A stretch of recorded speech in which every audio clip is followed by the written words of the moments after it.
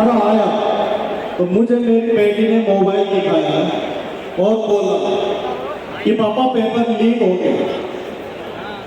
मैंने बोला अरे नहीं, पेपर लीक नहीं हुआ होगा, ऐसे ही वो खबर झूठी होगी।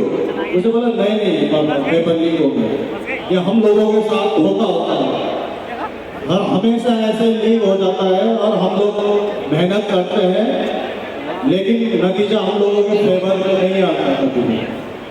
तो वो परेशान हो गए, फिर बोला कि दोबारा पेपर होगा। दोबारा पेपर के उसमें वो थोड़ा चिड़चिड़ी हो गई। एनटीए जो ये पेपर कराती है, एनटीए के ऊपर वो बहुत नाराज हुई। उसने बोला कि पापा हम जाते हैं पेपर देने, तो हमारे लिए इतनी पाबंदियां है कि हम एक कान में टॉप, हाथ में धागा, चप्पल में ये सब नहीं लगाना है, चप्पल में जाना है।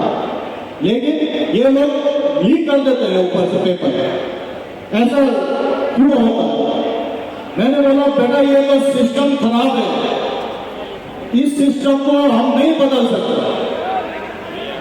तू परेशान मत हो, अपना टेंशन मत ले।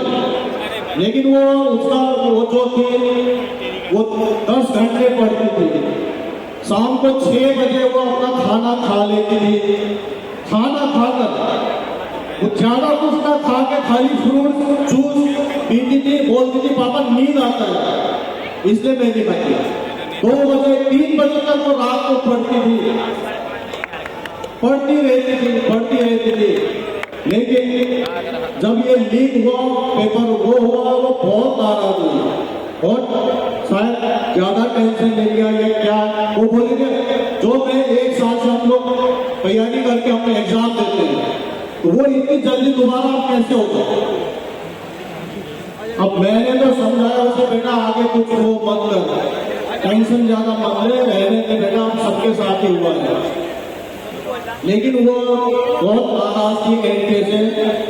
मैं सर को यही बोलना चाहता हूँ कि सर ये शिक्षा प्रणाली जो भी है इसको थोड़ा सरल बनाइए। जो आज मेरी बेटी के साथ हुआ, मेरे साथ जो हुआ वो किसी दूसरे के साथ ना हो।